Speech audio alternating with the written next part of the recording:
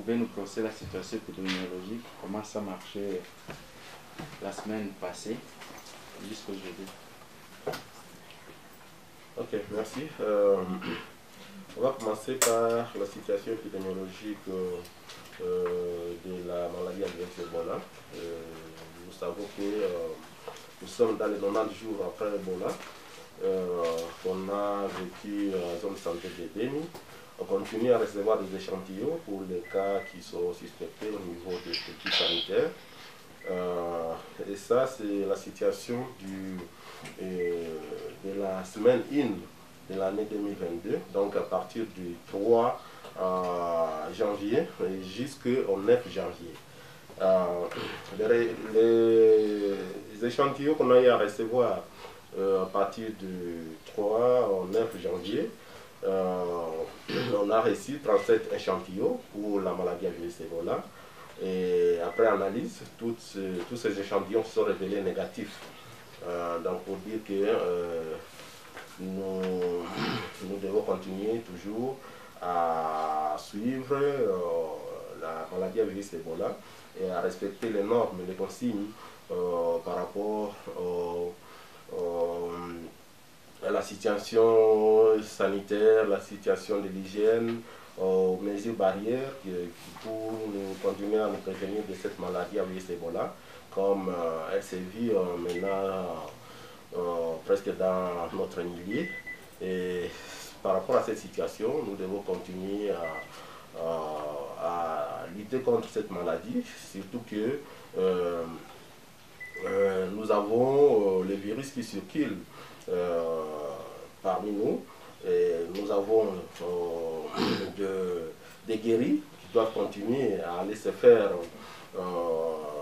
contrôler au niveau des laboratoires. Et nous avons aussi la consommation de viande de brousse que nous devons éviter. Nous devons continuer à nous laver les mains pour essayer d'éviter à ce que l'on soit surpris. Et les enterrements dignes et sécurisés doivent être bien respectés. Et par rapport maintenant à la situation des coronavirus, la situation des laboratoires au niveau de la province, nous avons 3 sites de laboratoires, notamment les sites de Butembo, les sites de Beni et les sites de Goma. Et par rapport au site de Butembo, nous avons eu à recevoir 289 échantillons. Et sur les 289 échantillons, 174 se sont révélés positifs, soit une positivité de 60,2%. Et ces échantillons, les zones de santé qui nous ont envoyé ces échantillons, c'est la zone de santé de Butembo qui a eu 98 cas positifs, la zone de santé de Katoa qui a eu 40 cas positifs, et la zone de santé de Kiondo qui a eu 5 cas positifs, la zone de santé de Buhovi qui en a eu 24 cas positifs. Et ici nous devons comprendre que la plupart des cas qu'on a eu analysés au niveau de laboratoire, il y en a eu 23 cas pour les voyageurs, pour le Covid voyage. Donc la plupart des cas sont des cas de surveillance qui sont notifiés, qui sont orientés par nos formations sanitaires, après suspicion des cas au niveau des structures sanitaires. Et l'autre particularité à rapport avec notre site de Butembo, il y en a eu aussi 3 décès communautaires. Et ces 3 décès communautaires où on a eu à prélever des échantillons, il y en avait 2 de Butembo, de la zone de santé de Butembo, et 1 de la zone de santé de Moussienene. Ça, c'était à rapport avec notre site de Butembo. Et par rapport au site de Beni, nous avons eu 115 échantillons. Sur les 115 échantillons, 77 se sont révélés positifs. Sur les 77 qui se sont révélés positifs, il y en avait eu 75 en zone de santé de Beni et 5 en zone de santé d'Oicha. Et ici, nous devons, voyant les taux de positivité, c'est de 66,9% pour la zone de santé, pour le site de Beni, donc pour le laboratoire de Beni, alors que la semaine antérieure, c'était 50,8%. Pour Goma, nous avons eu à recevoir, donc dans la partie sud de la province, dans la partie nord de la province, nous avons eu à recevoir 677 échantillons. Et sur les 677 échantillons, 330 se sont révélés positifs. Et ici, nous avons eu le taux de positivité de 48. Donc là, vous comprendrez que pour toute la province, nous, sur les 1081 échantillons qu'on a eu à recevoir dans toute la province, 581 se sont révélés positifs, soit un taux de positivité de 53,7%. Ça, c'était la situation par rapport avec le coronavirus au niveau de toute la province. Je ne sais pas s'il y a des préoccupations, on est prêt à les recevoir. Merci. La première préoccupation, c'est de savoir si... Je passe même par cette dernière préoccupation. Quand nous disons qu'il y a des cas qui sont pris en charge à domicile, ce n'est pas à dire que ce sont des cas qui s'automédiquent. Et que ce ne sont pas des cas qui ne suivent pas les normes de prise en charge. Si il y a la prise en charge à domicile, c'est une prise en charge organisée. C'est qu'ils sont isolés à la maison. On leur demande le minimum de précautions pour essayer d'éviter à ce que ces gens puissent contaminer les autres, sont à domicile. Puisque ce que nous devons comprendre est qu'avec même cette montée à flèche des cas, on ne saurait même pas prendre tout le monde au niveau des centres de traitement Covid. Pourquoi? Les cas sont tellement énormes par rapport au nombre de centres de traitement Covid.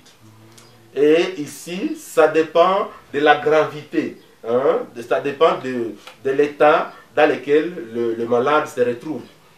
Donc, si les prestataires de soins estiment que le cas est encore bénin, c'est là où on prescrit des médicaments, on les suit à domicile. Donc, il y a des médicaments qui sont suivis par les prestataires de soins, qui sont administrés par ces prestataires de soins au niveau de la maison. Donc, ici, nous devons comprendre que c'est une prise en charge qui est organisée, on n'abandonne pas cette prise en charge et qui est différente de l'automédication. Par rapport à l'autre préoccupation de la communauté qui est en train de vouloir recevoir une dose de Johnson & Johnson et qu'ils en manquent au niveau des sites de vaccination. Ici, nous devons comprendre que comme on est en train d'évoluer avec la vaccination, il y a des sites de vaccination qui ont même déjà arrêté les activités de vaccination. Et qu'il y a des sites, comme j'ai dit, que la vaccination continue à mode de routine. Donc, le vaccin, s'il n'est pas disponible au niveau d'un site qui est près de chez vous, le minimum serait maintenant de vous orienter au niveau de notre site. Et que le minimum, il y a d'abord un prélistage. Il faut voir si le nombre de gens qui souscrivent pour recevoir le vaccin Johnson & Johnson a atteint les chiffres voulus pour qu'on n'arrive pas à perdre les autres doses. Puisque ici, le minimum serait d'inviter à ce qu'il y ait perte de doses après la vaccination. Donc, ici, c'est un problème de collaboration, de communication au niveau de ces sites-là, juste pour l'orientation au niveau de notre site. Mais ce qui est là est que toutes les sortes de vaccins sont disponibles, même au niveau de l'antenne PEV, même au niveau des zones de santé. C'est maintenant d'évaluer, de vérifier si c'est dans quel site, là où il y a telle sorte de vaccin pour qu'on arrive à orienter quelqu'un. Mais sans oublier aussi qu'il y a aussi des personnes qui souscrivent à la vaccination, qui sont tellement pressées, qui ne veulent pas patienter à ce qu'on puisse les orienter au niveau des autres sites pour recevoir les vaccins qu'ils ont préférés. L'autre préoccupation, c'était en rapport avec les cas positifs, en relation avec la grippe. Ici, ce qu'on doit dire est que la grippe que nous sommes en train de vivre, qui secoue un peu la ville, il y a des signes de la toux, il y a des signes de rhinorrhée, donc il y a le nez qui sécrète plusieurs liquides, et parfois même des fièvres. Ici, on n'a pas entré en détail pour essayer de déterminer si parmi les cas positifs qu'on a identifiés, il y avait des signes de grippe, mais certainement que les signes sont semblables. Et s'il faudrait maintenant entrer en détail, c'est que là, il faut maintenant s'orienter au niveau des formations sanitaires. Et ça demande un grand travail au niveau de... il faut faire même des enquêtes pour arriver à différencier parmi les cas positifs s'il y a eu combien qui présentaient la grippe. Donc ça, c'est vraiment un travail, ce sont des recherches qu'il faut mener au niveau des formations sanitaires. L'autre préoccupation, c'était en rapport avec les cas positifs. C'est presque la même réponse que je venais de vous donner. Donc, il faut arriver, certainement qu'ils sont identifiés, et il y a même des registres au niveau de ces structures sanitaires. Le minimum, même par rapport au niveau des laboratoires, on peut arriver à dissocier les cas par rapport aux âges. Ça, c'est un travail que nous allons faire. Et le lundi prochain, on pourra vous les présenter s'il s'agit de quelle catégorie d'âge qui est en train d'être plus atteint par Covid-19. Merci.